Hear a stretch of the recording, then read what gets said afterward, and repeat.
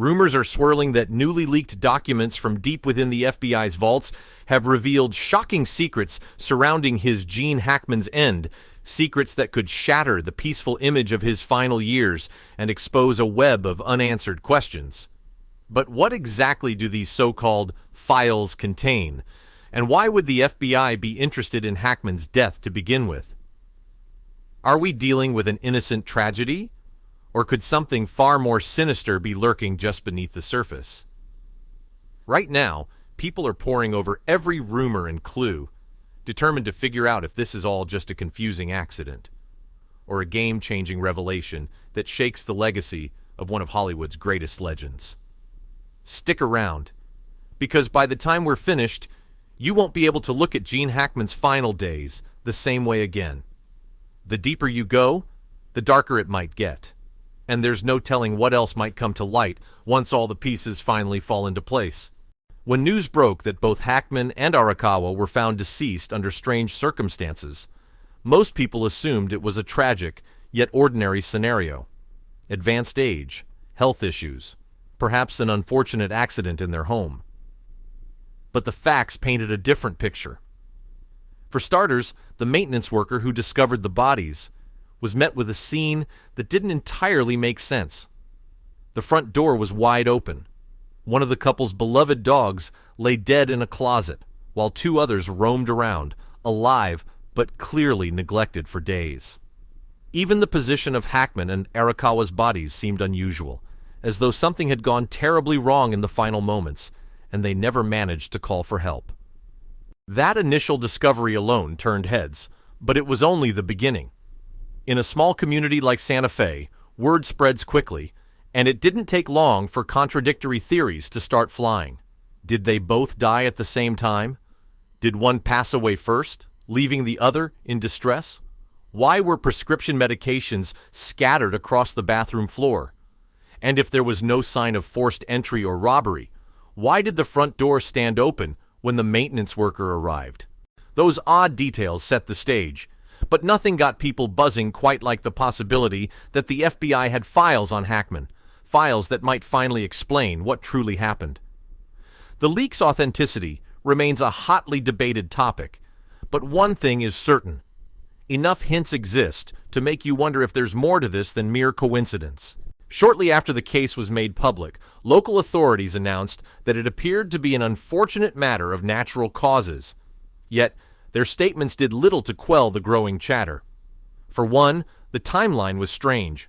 Data retrieved from Hackman's pacemaker indicated his heart had likely stopped on February 17th, fully 9 days before the bodies were found.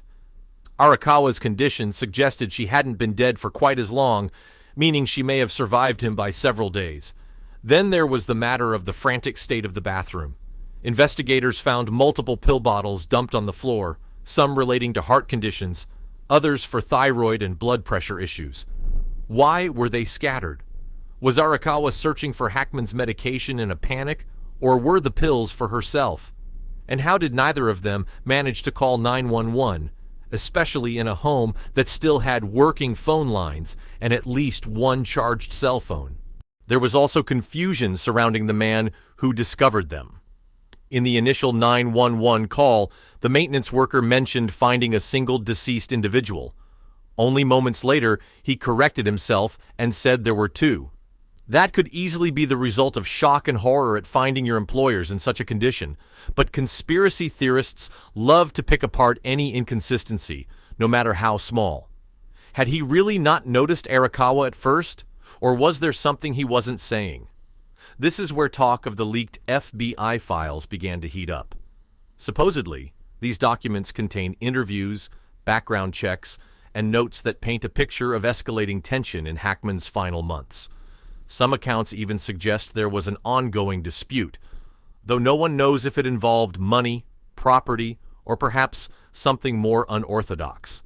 The question remains, why would the FBI care about a retired actor living quietly in the desert? Unless there was a suspicion of foul play, or a risk that something far bigger was going on behind closed doors. It might sound like the stuff of tabloid gossip, FBI's secret files, leaked to the public, exposing a hidden truth. But stranger things have happened. One rumored angle is that Hackman stumbled upon classified information during his years in Hollywood, possibly related to the darker side of the industry or clandestine government dealings. Another rumor claims the leak centers on a dossier the Bureau compiled after repeated tips suggesting suspicious activity at the Santa Fe property. Critics scoff at such notions, calling them baseless speculation. But supporters point to the many details that never added up. Why did one dog die of dehydration in a closet when the other two managed to survive? Why did no friend, neighbor, or relative attempt to contact the couple for nearly 2 weeks? Why were the bodies in drastically different states of decomposition if they perished close in time? The official autopsy results labeled the case undetermined, hardly the usual conclusion for a pair of natural deaths. If the FBI truly had a file, it might have encompassed everything from phone records to interviews with close friends. Perhaps they even consulted with the couple's adult children or relatives, who might have known something was amiss. Those speculating about the Bureau's involvement claim it's because the local authorities found hints of a broader conspiracy, maybe embezzlement, maybe extortion, that the local police weren't equipped to handle. Others say it was a standard procedure to check for anything suspicious when a public figure dies under odd circumstances. Whatever the reality, the simple mention of an FBI connection has launched the story from tragic mystery to sensation. People have combed through every public statement Hackman made in his final years, searching for the slightest clue he might have left behind. They note that while he mostly avoided interviews, on rare occasions he would sound unusually wary about people prying into his life.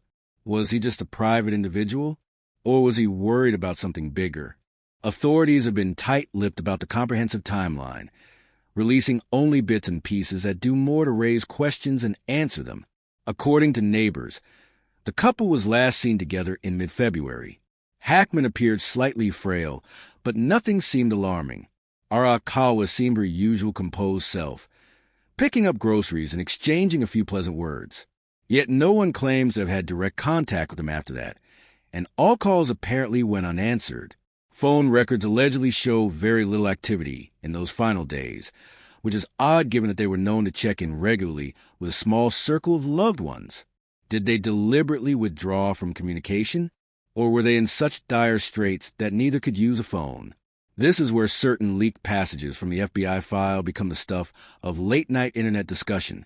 Some suggest that the phone lines were indeed operational, but there's evidence of an unknown call placed on the landline shortly before Hackman's pacemaker data suggests he died.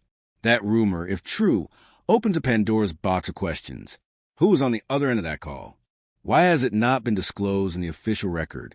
Were the FBI quietly tracing phone logs, only to discover an exchange that led them to investigate further? Or is this just wild speculation fueled by too many people eager to keep the story alive? The official cause of Hackman's death for the coroner remains cardiac arrest, an unsurprising outcome for a 95-year-old man with a history of heart issues. Arakawa's autopsy, on the other hand, returned inconclusive. She had some signs of heart disease herself, but no definitive cause of death was pinpointed. Toxicology came back negative. There were bruises suggesting she may have fallen, but nothing that directly explains her end. Still, something about the entire situation troubles even the most casual observers. At the heart of these swirling rumors is a stark reality. Two people, married for decades, died under the same roof within days of each other, and the exact sequence of events remains clouded. Even the simplest explanation, that Hackman collapsed and Arakawa died in despair, or from her own medical emergency while trying to help him, has holes. Why no immediate call for paramedics? Why were certain personal belongings moved into odd places, like the medication strewn around or the dog found in the closet? Some theories are more outlandish, pointing fingers at outside individuals. Could the maintenance worker have come to property at some point earlier, discovered Hackman's body and panicked, leading to a disastrous chain of events for Arakawa? There's zero evidence of that, and investigators cleared him of wrongdoing, but speculation still runs wild in corners of the internet. Others argue that a life spent in Hollywood can breed enemies, no matter how quiet you try to remain later on. They connect dots between old controversies, movie studio feuds, and possible legal disputes, claiming it wouldn't be the first time an aging celebrity ran into trouble with dangerous characters. But the official stance is that there was no sign of forced entry, no struggle, no theft, nothing to indicate a typical break-in or homicide. What about family members? Hackman's children from his first marriage weren't living nearby, but it's known they kept in periodic contact. Could the friction that sometimes arises in extended families have played a part? There's not a shred of proof to suggest any wrongdoing on their part, yet the rumor mill spares no one. That's where the alleged FBI file becomes the single biggest wild card. If these documents really exist, they could clarify which leads the Bureau pursued and which were dismissed as nonsense. But for now, every angle remains a puzzle piece that might or might not fit into a bigger picture. While people argue over the circumstances of his death, Hackman's fans have also taken a step back to appreciate the legacy he left behind. From The French Connection to Unforgiven, his filmography stands as a testament to his raw, unfiltered talent. Even in retirement, he was revered, a living legend who, by all outward signs, seemed to be enjoying a peaceful twilight with his wife by his side. That's part why this final chapter feels so jarring to so many. Arakawa's role in his life can't be overlooked either. She was a gifted classical pianist who stood beside him for decades. Those who knew them say their bond was ironclad, strong enough to overcome the demands of a Hollywood lifestyle and the significant age gap between them. They found solace in Santa Fe, building a sanctuary far from the spotlight. The notion that such a loving pair might have died in confusion and isolation, without calling anyone for help, shatters hearts across the world. Now, with the possibility of an FBI leak, fans who idolize Hackman for so long feel a renewed sense of urgency. They don't want a truth overshadowed by half-baked conspiracy theories. But they also can't ignore the possibility that there's more to the story, maybe even something that drastically alters how we view his final days. While people argue over the circumstances of his death, Hackman's fans have also taken a step back to appreciate the legacy he left behind. From The French Connection to Unforgiven, his filmography stands as a testament to his raw, unfiltered talent. Even in retirement, he was revered, a living legend who, by all outward signs, seemed to be enjoying a peaceful twilight with his wife by his side. That's part why this final chapter feels so jarring to so many. Arakawa's role in his life can't be overlooked either. She was a gifted classical pianist who stood beside him for decades. Those who knew them say their bond was ironclad, strong enough to overcome the demands of a Hollywood lifestyle and the significant age gap between them. They found solace in Santa Fe, building a sanctuary far from the spotlight. The notion that such a loving pair might have died in confusion and isolation, without calling anyone for help, shatters hearts across the world. Now, with the possibility of an FBI leak, fans who idolize Hackman for so long feel a renewed sense of urgency. They don't want a truth overshadowed by half-baked conspiracy theories.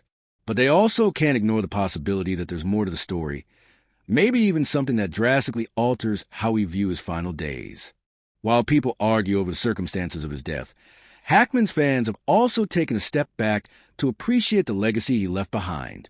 From The French Connection to Unforgiven, his filmography stands as a testament to his raw, unfiltered talent. Even in retirement, he was revered, a living legend who, by all outward signs, seemed to be enjoying a peaceful twilight with his wife by his side. That's part why this final chapter feels so jarring to so many. Arakawa's role in his life can't be overlooked either. She was a gifted classical pianist who stood beside him for decades. Those who knew them say their bond was ironclad, strong enough to overcome the demands of a Hollywood lifestyle and the significant age gap between them. They found solace in Santa Fe, building a sanctuary far from the spotlight. The notion that such a loving pair might have died in confusion and isolation, without calling anyone for help, shatters hearts across the world.